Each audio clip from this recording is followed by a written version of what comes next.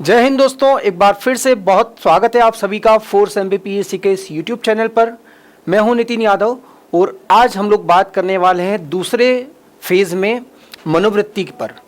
आपको याद होगा कि हमने मनोवृत्ति, जो कि एक बहुत महत्वपूर्ण टॉपिक है, एमपीपीएससी पेपर 4 की यूनिट 3 से रिलेटेड बड़ी इंपॉर्टेंट जो सामग्री है वो हम लोग यहाँ डिस्कस करने जा रहे हैं। और पिछला लेक्चर जो है काफ़ी अच्छा प्रतिसाद आप लोगों का उस पर प्राप्त हुआ है, तो आप सभी का बहुत धन्यवाद। मैं आप लोगों को चाहूँगा कि वीडियो शुरू करने से पहले या इस कहानी को शुरू करने से पहले कि आप इस वीडियो को ज़रूर लाइक और शेयर करें, अपने ज़रूरतमंद साथियों तक इसको पहुँचाने की कोशिश करें दोस्तों। तो ये दूसरा चरण है, या कह लीजिए कि दूसरा भाग है मनोवृत्ति नामक उस टॉपिक का, जो कि काफ़ी इम्पोर्टेंट है।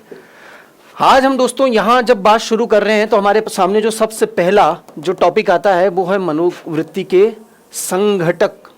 संघटक को बोलते हैं इंग्लिश में कंपोनेंट्स, है ना, यानी कि किन किन, है ना, ये कंपोनेंट्स नहीं कहना चाहिए, माफ कीजिएगा, एलिमेंट्स, है ना, एलिमेंट्स है ना, एलिमेंट्स कहेंगे इसको। यानी कि किन किन अवयवों से, किन किन भागों से, किन किन हिस्सों से मिलकर किसी मनुष्य की मनोवृत्ति तैयार होती है या मनोवृत्ति का निर्माण होता है। तो मनोवृत्ति के संगठक या मनोवृत्ति की संरचना में किन किन तत्वों का योगदान होता है, कौन कौन से तत्व होते हैं मनोवृत्ति के अंतर्गत, उनकी हम लोग चर्चा करने जा रहे हैं। मैंने एथिक्स में आप लोगों को हमेशा कहा है कि एक ऐसा सब्जेक्ट है जिसको पढ़ने के लिए ज़्यादा किताबों का दास होने की बिल्कुल भी ज़रूरत नहीं है।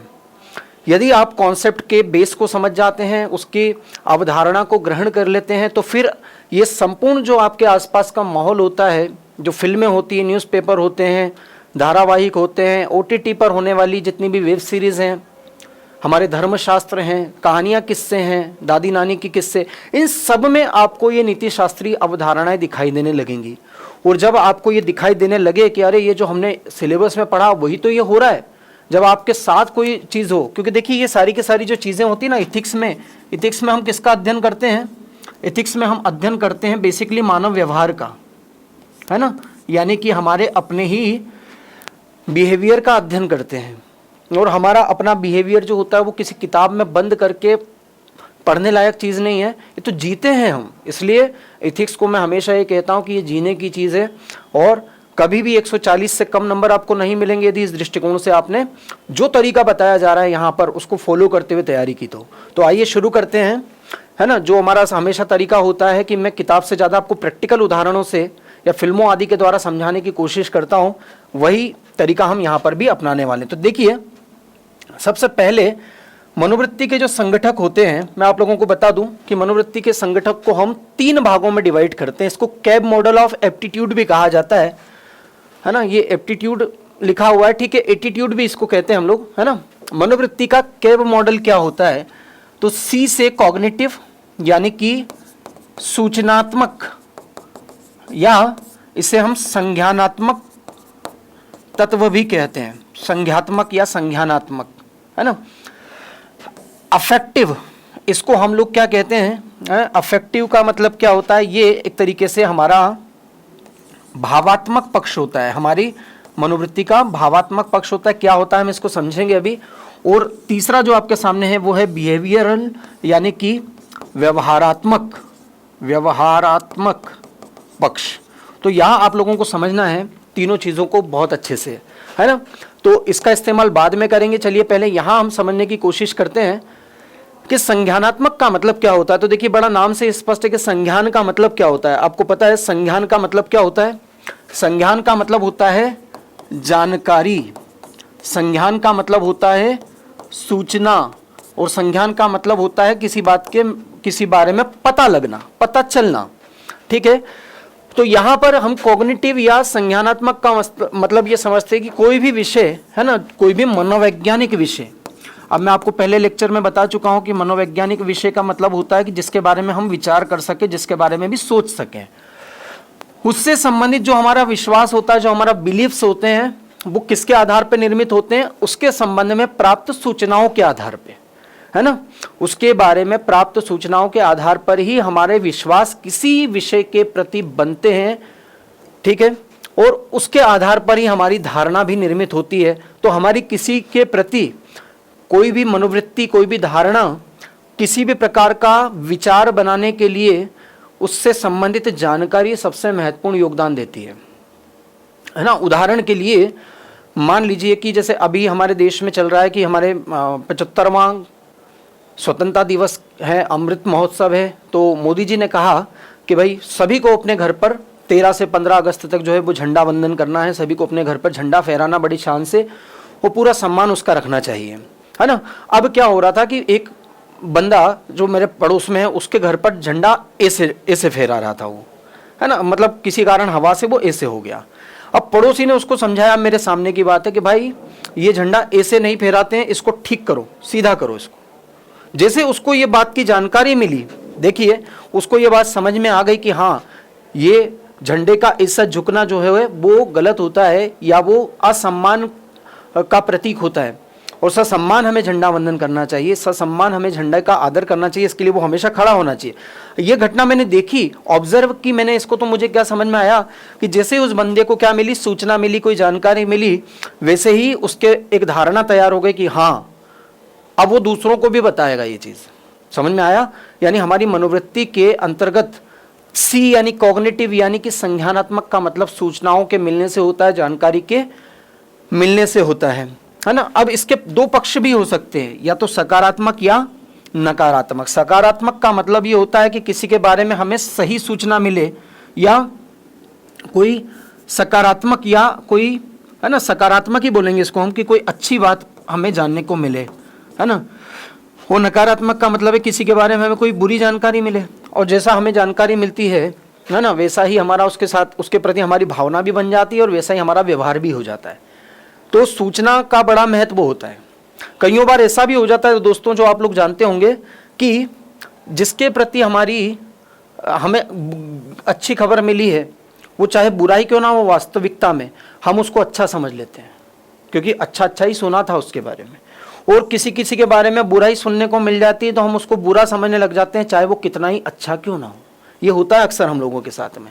उदाहरण के लिए यहाँ पर मैंने उदाहरण के लिए पुलिस प्रशासन की मैं बात कह रहा हूँ, है ना, कि पुलिस वालों के लिए जो है आप देखिए कि एक धारणा फैली हुई रहती है, या कभी भी सूचना मिलती है पुलिस के बारे में किसी को भी, तो क्या जानकारी मिलती है कि भाई पुलिस वाले जो है वो थोड़े गुस्सेल किस्म के होते हैं, है ना। एक मेरी स्टूडेंट है, वो पुलिस ऑफिसर है, और वो उसका ये कहना है कि सर ये पुलिस में जब मुझे जाना था, मेरा बचपन से सपना था, और आज मुझे 4-5 साल हो गए पुलिस की जॉब करते करते, लेकिन आज मुझे ऐसा लगता है कि मैं अपने परिवार और जितना समाज में जो मुझे मिलना चाहिए था वो नहीं मिल पा रहा है।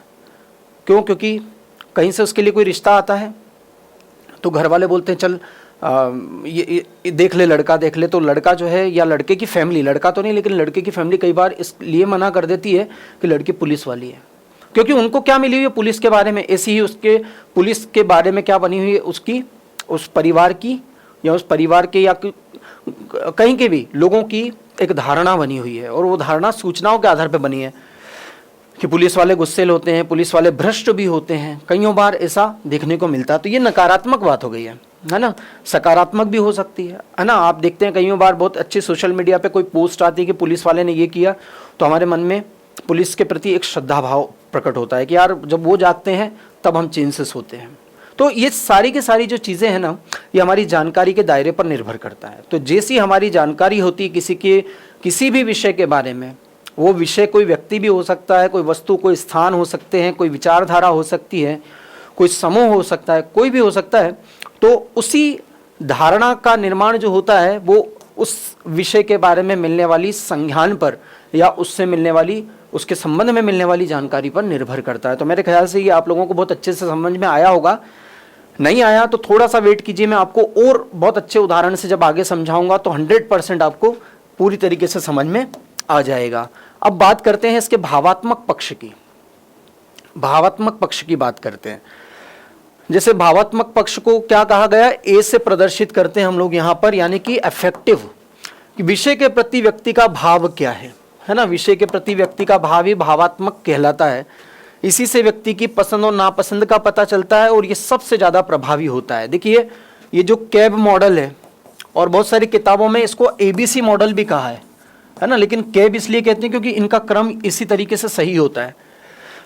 तो ये जो के मॉडल या एबीसी मॉडल जो है ना, इसमें सबसे ज़्यादा जो महत्वपूर्ण या सबसे ज़्यादा प्रभावी होता है वो ए होता है, यानी कि इफेक्टिवनेस होती है या भावात्मकता होती है। कैसे होती है? जैसे मान लीजिए कि कोई बोले योग, है ना, अब आपको ये पता लगा, जानकारी मिली कि योग करना जो है वो लाभदायक होता है शरीर के लिए भी और मस्तिष्क के लिए भी। ये लाभों के बारे में जब आपने सुना तो आपके मन में क्या बन जाएगी? एक धारणा बन जाएगी कि यार मुझे भी योग करना चाहिए, है ना, या योग अच्छी चीज़ होती है ना, या योग जो है वर्तमान में सबसे ज़्यादा महत्वपूर्ण है, इस जीवन शैली का अंग होना चाहिए। जो भी आपका भाव बन गया, सकारात्मक भाव बन गया, ठीक है, तो आप उस चीज़ को पसंद करने लगेंगे। यदि किसी के बारे में नकारात्मक सूचना मिलती, जैसे मैं कहता हूँ पुलिस, अभी हमने उदाहरण दिया कि पुलिस के बारे में ज़्यादातर समाज में नकारात्मक सूचनाएं यदि मिलती हैं तो फिर क्या हो जाता है कि व्यक्ति पुलिस को नापसंद करने लगते हैं। बहुत सारे लोग जो है पुलिस में जाना भी नहीं चाहते, बहुत सारे लोग पुलिस से कहते हैं ना इनकी दोस्ती अच्छी ना दुश्मनी। ये सबसे ज़्यादा प्रभावी होता है, क्योंकि सबसे ज़्यादा प्रभावी इसलिए होता है क्योंकि इसी भावना के आधार पर ही हमारा व्यवहार कैसा होगा किसी विषय के प्रति, किसी व्यक्ति के प्रति, वो निर्भर करता है। देखिए यहाँ पर लिखा हुआ कि भावात्मक संगठक वास्तव में मनोवृत्ति का सार भाग कोर होता है, यानी हमारी मनोवृत्ति जैसी भी है, किसी विषय के प्रति पॉजिटिव है या नेगेटिव है, उसका सबसे बड़ा जो अंग है, 75% मनोवैज्ञानिकों ने ऐसा कहा है कि उसका जो भाग होता है वो भावात्मक पक्ष प्रबल होता है। 75% प्रबलता किसकी होती है? भावात्मक पक्ष की होती है। तथा अन्य संगठक सिर्फ सहायक की भूमिका में होते हैं, सिर्फ सहायक की भूमिका में होते हैं, यानी कि जो बाकी के दो है ना, कॉग्निटिव और बिहेवियरल, ये सिर्फ सहायता करते हैं, लेकिन एक जो है वो भावना को निर्मित करने में और एक भावना को प्रकट करने में। समझ में आई बात? लेकिन महत्वपूर्ण कौन होता है? अफेक्टिव ज़्यादा महत्वपूर्ण होता है। इसको हम ऐसे भी समझ सकते हैं, जैसे यहाँ आप देखिए, इस इमेज को समझने की कोशिश करिए, है ना। सबसे पहले आप इसमें देख रहे हो कि हमें ये जो जीव है स्नेक्स आर पाइजोनियस, यानी कि जो सांप होते हैं वो जहरीले होते हैं, ये जानकारी आपको मिली। जैसे आपको ये जानकारी प्राप्त हुई, वैसे ही क्या होता है कि जब भी आपके सामने सांप आ जाता है तो आप क्या करने लगते हो? डरने लगते हो, है ना। आई फियर स्नेक्स, ये फीलिंग है। देखो ये नॉलेज है और ये क्या है? फीलिंग है। समझ में आई ना बात? और जैसे आपने सांप को देखा वैसे आप भागने लगते हो, उससे दूर भागने लगते हो, बचने लगते हो, या अपनी जान बचाने की कोशिश करते हो। फिर से देखिए, तीन चीजें जो होती है, जैसे अभी मैंने क्या कहा था, सबसे पहली चीज होती है सूचना, है ना, सूचना या संज्ञान, और यहाँ लिखा हुआ है कि नॉलेज जो है वो सबसे महत्वपूर्ण चीज होती है। नॉलेज में ये लिखा हुआ है कि भाई सर्प आपके सामने आ जाए तो आपको सर्प के बारे में आपने सुन रखा है कि बढ़िया बहुत जहरीला जीव है, इससे दूरी ही भली, और अगर ये काट ले किसी को तो मृत्यु हो जाती है इंसान की।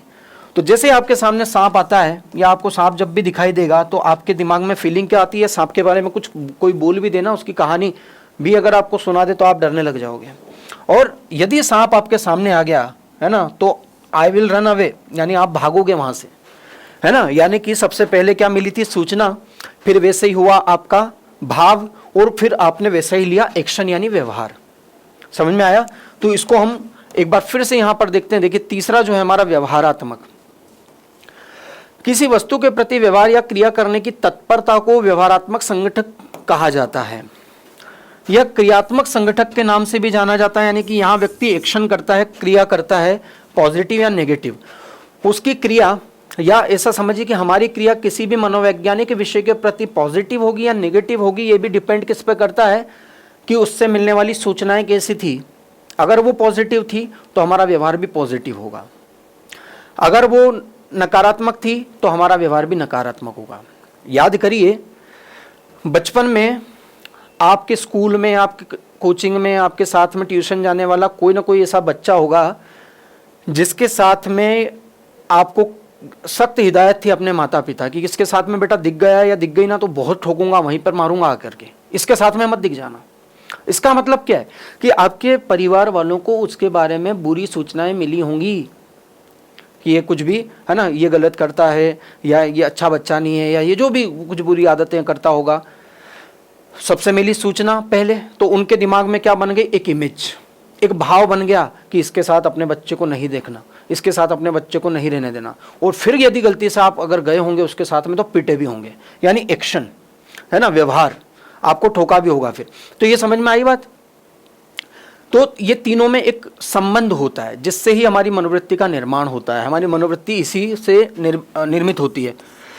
क्रियात्मक संगठक का तात्पर्य किसी मनोवृत्ति या वस्तु के प्रति व्यक्ति की क्रिया प्रवृत्ति से, क्रिया प्रवृत्ति का मतलब वही होता है जैसे हमारा व्यवहार, ठीक है। इसका अर्थ है कि व्यक्ति किसी भी मनोवृत्ति वस्तु के प्रति कैसा व्यवहार करता है, यानी मनोवृत्ति वस्तु का मतलब क्या होता है कि हमारी मनोवृत्ति किसी वस्तु के प्रति कैसी है ना, या तो पॉजिटिव या होगी या नेगेटिव होगी, उभयनिष्ठ भी हो सकती है, उसकी बात हम आगे करेंगे। तो वैसा ही हम उसके प्रति व्यवहार करते हैं, है ना। तो मैंने फिर से आप लोगों को यहाँ पर बताने की कोशिश की है कि मनोवृत्ति जो होती है उसके तीनों पक्ष होते हैं, जिसको हम लोग क्या कहेंगे, संज्ञानात्मक, यानी कि हमें जानकारी मिलती है, वैसा ही हमारे मन में धारणा बन जाती है और वैसा ही हम बिहेव करने लगते हैं। तो इन तीनों चीज़ों को हमको बहुत अच्छे से समझना है, ठीक। अब हम मनोवृत्ति के प्रकारों की बात करते, बहुत इंपॉर्टेंट है, मेंस में पूछा भी जा चुका है। तो मनोवृत्ति कितने प्रकार की होती है, कईयों प्रकार की होती है, जिसमें से सबसे पहली मनोवृत्ति होती है सकारात्मक, है ना। बहुत आसान है, मैं पहले ही बता चुका हूँ कि यदि हम किसी भी मनोवैज्ञानिक विषय के प्रति, है ना, जब हमारी मनोवृत्ति जो होती है या तो वो कैसी होती है, सकारात्मक होती है। सकारात्मक का मतलब ये होता है कि हमें उसके बारे में सही सूचनाएं प्राप्त होती हैं, है ना। उदाहरण के लिए आज मैं देख रहा हूँ कि घर घर तिरंगा फहरा रहे हैं लोग। मोदी जी ने कहा और उनकी बात को माना लोगों ने, प्रधानमंत्री के आह्वान पर आज बिना किसी भेदभाव के कश्मीर से कन्याकुमारी तक 3 रंगों में रंग चुका है। न केवल भारत में बल्कि नासा के जो वैज्ञानिक, आज मैं देख रहा था कि उन्होंने इंटरनेशनल स्पेस सेंटर जो है वहाँ पर भी तिरंगा फहरा रहे हैं और वहाँ पर भी आज़ादी का अमृतकाल की बधाइयाँ भारत को दी जा रही है। पूरे विश्व में जगह जगह जो बड़ी बड़ी जो इमारतें हैं उन पर तिरंगे की लाइट की जा रही है, तिरंगा रोशनी करके, और भारत के प्रति आभार व्यक्त किया जा रहा है, भारत के प्रति सम्मान व्यक्त किया जा रहा है। तो ये क्या है, सकारात्मक मनोवृत्ति है ना। नकारात्मक, अभी भी जो कुछ दल हैं, है ना, विपक्षी दल जो हैं, वो कई सारी कमियां इसमें ढूंढ रहे हैं, कई सारी इसमें बता रहे हैं कि भाई सरकार ने ये गलत कर दिया, वो गलत कर दिया, है ना। टेरिकॉट के वो पॉलिएस्टर के तिरंगे बना दिए जबकि ये गलत है, मानकों का पालन नहीं हो रहा है, XYZ उन्होंने 17 तरह की उसमें क्या निकाल दी, बुराइयाँ निकाल दी हैं। तो ये नकारात्मक है। उभयनिष्ठ, उभयनिष्ठ का मतलब होता है कॉमन, एक ही समय पर, एक ही दी गई परिस्थिति में, एक ही विषय के प्रति एक साथ सकारात्मक और नकारात्मक दोनों प्रकार की मनोवृत्ति होना क्या कहलाता है, उभयनिष्ठ। जैसे मान लीजिए कि आप किसी के पिताजी जो रहते हैं, किसी के जो पिताजी रहते हैं बड़े गुस्से में तेज होते हैं, मतलब और थोड़ा सा सख्त होते हैं, है ना, स्ट्रिक्ट होते हैं किसी के फादर, लेकिन प्रेम भी बहुत करते हैं। अब वो ये बोलेगा कि अरे मेरे पिताजी मुझसे बहुत प्रेम करते हैं, सकारात्मक है, लेकिन मुझे बचपन में मारते भी बहुत थे, बहुत स्ट्रिक्ट भी रहते थे। यानी कि एक ही व्यक्ति के प्रति सकारात्मक और नकारात्मक दोनों बात। मैं तो कभी उनसे ठीक से बात ही नहीं कर पाता हूँ। क्यों? क्योंकि मुझे डर लगता है उनसे। हालांकि मैं जानता हूँ कि मुझसे बहुत प्यार करते हैं, लेकिन मैं उनसे बहुत डरता हूँ। ये दोनों बात हो गई पिताजी के प्रति। तो ये इसी को क्या कहेंगे हम, उभयनिष्ठ मनोवृत्ति, कॉमन एटीट्यूड। आगे देखते हैं सामान्य मनोवृत्ति। सामान्य मनोवृत्ति का मतलब होता है जब एक जैसी विचारधारा वाले जो लोग होते हैं और एक जैसी विचारधारा रखने वाले लोगों की मनोवृत्ति भी कैसी हो जाती है, एक जैसी होती है, तो उसे सामान्य कहते हैं। जैसे ये देख रहे हो आप, सब भारतवासी बिना किसी भेदभाव के यदि तिरंगे के आगे खड़े हो गए हैं, तिरंगे के तले खड़े हो गए हैं, तिरंगा हाथ में लेकर के यात्राएं निकाली जा रही है, तो जो यात्रा निकाल रहे हैं आप समझ सकते हैं कि उन सभी लोगों की मनोवृत्ति तिरंगे के प्रति सम्मानजनक है, सकारात्मक है। यहाँ पर भी आप देख सकते हो कि ये पार्टी ए है और ये पार्टी बी है मान लीजिए, तो अब इन लोगों की मनोवृत्ति अलग होगी और इन लोगों की मनोवृत्ति अलग होगी, एक दूसरे से भिन्न होगी, लेकिन यहाँ के जितने सदस्य उनके मनोवृत्ति सामान्य मनोवृत्ति कहलाएगी क्योंकि एक जैसी है सबकी। और ये पार्टी बी की जितने भी सदस्य हैं उनकी सबकी मनोवृत्ति सामान्य है क्योंकि उनकी सबकी एक जैसी है। समझ में आई बात? तो इन दोनों में अंतर जरूर हो सकता है, लेकिन इन सब लोगों की मनोवृत्ति एक समान और इन सब लोगों की मनोवृत्ति भी एक समान। यहां बात करते हैं विशिष्ट मनोवृत्ति। विशिष्ट मनोवृत्ति का मतलब ये होता है कि किसी व्यक्ति विशेष या धारणा विशेष से संबंधित जो मनोवृत्ति होती है उसको विशेष मनोवृत्ति कहते हैं। जैसे कि मार्क्सवाद है ना, कार्ल मार्क्स की विचारधारा पर आधारित है, और जो लोग उसको मानते हैं उसे कहेंगे कि मनोवृत्ति उनकी विशिष्ट मनोवृत्ति है, क्योंकि किसी एक विशेष विचारधारा पर वो आधारित है। जैसे अटल जी का फोटो आप देख रहे हो, अटल जी का एक वीडियो आप लोगों ने देखा होगा, अक्सर उनका एक कथन, एक कविता बड़ी महत्वपूर्ण भी है और बड़ी प्रचारित भी होती है कि चाहे सत्ता रहे, सरकार रहे या ना रहे, लेकिन राष्ट्र हमेशा रहना चाहिए। अब ये इनकी मनोवृत्ति थी राष्ट्र के प्रति, और अगर उसको मैं भी आज फॉलो कर रहा हूँ तो किसी व्यक्ति से मुझे प्राप्त हुई है ना। किसी व्यक्ति के विचार को ग्रहण इतना कर लेना, उस पर इतना श्रद्धा के साथ उसको अपना लेना कि वही उस व्यक्ति से कहीं एक विशेष स्रोत से जो उपजी हुई मनोवृत्ति है वही हमारी भी मनोवृत्ति हो जाए, तो उसको विशेष मनोवृत्ति कहते हैं, है ना। ये भी मैंने आप लोगों को समझाया। अब मनोवृत्ति के क्या क्या फंक्शंस होते हैं, जरा फटाफट से हम लोग देख लेते हैं कि मनोवृत्ति के क्या क्या फंक्शंस होते हैं। मनोवृत्ति के फंक्शंस का मतलब ये क्या क्या कार्य करती है व्यक्ति के लिए। तो सबसे पहले संज्ञानात्मक स्तर पे बात करते हैं। संज्ञानात्मक का मतलब वही है कि जानकारी, हमारी जानकारी से संबंधित क्या क्या मनोवृत्ति के अच्छे कार्य होते हैं। तो प्राप्त सूचनाओं का वर्गीकरण करना, इसका मतलब ये कि हमें, है ना, दिन भर में ऐसा कहते हैं कि 60,000 प्रकार के विचार आते हैं व्यक्ति के मन में, ऐसा मनोवैज्ञानिकों का कहना है। अब 60,000 जो मनोवैज्ञानिकों का कहना है कि इतने सारे विचार जो आते हैं वो सारे के सारे हम याद नहीं रखते हैं। बहुत सारे लोग बोलते हैं मैं भूल जाता हूँ, तो क्या ये मेरी कमी है? मैं कहूँगा भैया बहुत अच्छा है कि भूल जाते हो, ये सबका सब याद रह जाता तो कचरा बन जाता, डस्टबिन बन जाता दिमाग आपका। समझ में आया? तो यहाँ आप लोगों को ये समझना है कि इसमें से हम क्या करते हैं, वर्गीकरण करते हैं, क्लासिफिकेशन कर लेते हैं। जो हमारे मनोवृत्ति के अनुकूल चीज़ें होती है, जो सकारात्मक हमें लगती है, केवल हम उन्हें ग्रहण करते हैं। और क्या करते हैं, अवांछित सूचनाओं से मुक्ति, यानी कि जो हमें काम की नहीं लगती हैं, जो हमारे लिए अच्छी नहीं होती हैं, जो हमारे लिए लाभदायक नहीं होती, उनका हम त्याग कर देते हैं। तो ये है संज्ञानात्मक, यानी हमारी जानकारी के लेवल पर मनोवृत्ति का बड़ा महत्व होता है ना। जैसी हमारी पसंद नापसंद होती है, जैसे हमारा दृष्टिकोण होता है, जैसा हमारा मत होता है, वैसी चीज़ों को हम ग्रहण करते हैं और बाकी सब चीज़ों को हम छोड़ देते हैं। यह है मनोवृत्ति का प्रकार्य। आगे बात करें तो भावनात्मक कार्य की बात करें। भावनात्मक कार्य भी करती है मनोवृत्ति, जिसमें सबसे पहली जो चीज़ है नो यूर सेल्फ, यानी कि हम अपने आप को, स्वयं को कैसे समझें। बहुत सारे लोग बोलते हैं कि हमने किसी की शायरी मैंने पढ़ी थी, वो मुझे याद नहीं आ रहे क्या वर्ड थे अभी पूरे, लेकिन उसमें ये बात ही कही गई थी कि मैंने पूरी ज़िंदगी सिर्फ दूसरों को समझने में लगा दी, मैं खुद को कभी मिल ही नहीं पाया, मैं खुद को कभी जान ही नहीं पाया, खुद को कभी समझ ही नहीं पाया। यदि आपको खुद को समझना है तो आपको मनोवृत्ति इसमें आपकी मदद करेगी। कैसे मदद करेगी? कि यदि आपकी मनोवृत्ति ज़्यादातर चीज़ों के प्रति यदि नेगेटिव होती है तो आपको ये समझना चाहिए कि मुझे अपनी मानसिकता को सुधारने की ज़रूरत है। मैं इतना नेगेटिव कैसे हो सकता हूँ यार, है ना।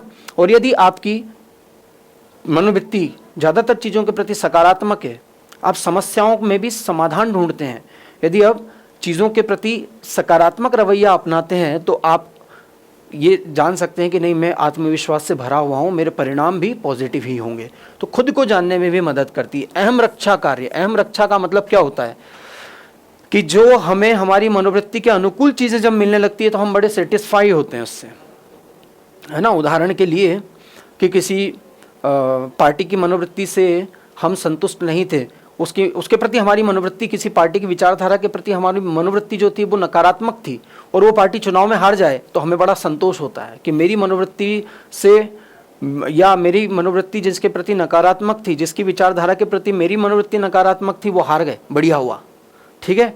और उनकी सरकार बन गई जिनकी विचारधारा के प्रति मेरी मनोवृत्ति सकारात्मक है। तो अपने आप में सेटिस्फाई होने लगता है इंसान। व्यवहारात्मक कार्य, ये मैं बता ही चुका हूँ कि हम किसी से कैसे व्यवहार करेंगे ये हमारी मनोवृत्ति पर डिपेंड करता है, ठीक है। यदि कोई व्यक्ति है ना, अब वो आज ये कह रहा है यदि कि अभी जो करंट में चल रहा है उसी पर यदि मैं बात करूं अगर आप लोगों से, कि कोई ईडी के बारे में कह रहा है कि ईडी जो है वो सरकार का सिर्फ एक खिलौना है सरकार के हाथ का, जिससे विपक्षियों को जो है वो उनके पर कतरने का काम कर रहे हैं, एक हथियार बना लिया है ना। अभी किसी का मैंने स्टेटमेंट ऐसा सुना था, तो ये उसकी अपनी मनोवृत्ति है ना। क्यों? क्योंकि उसकी सारी पार्टी के जो है भ्रष्ट नेता पकड़े जा रहे हैं, तो मनोवृत्ति के ऐसा ही व्यवहार वो कर रहे हैं उसके प्रति, ठीक है ना। उसके प्रति वो सुप्रीम कोर्ट में चले गए कि ईडी को रोकिए, है ना। ईडी को कहिए कि हद में रहे, ऐसा करके वो सुप्रीम कोर्ट में चले गए। क्यों चले गए? क्यों? क्योंकि ईडी के प्रति उनका व्यवहार जो झलक रहा है वो उनकी मनोवृत्ति का परिचायक होता है।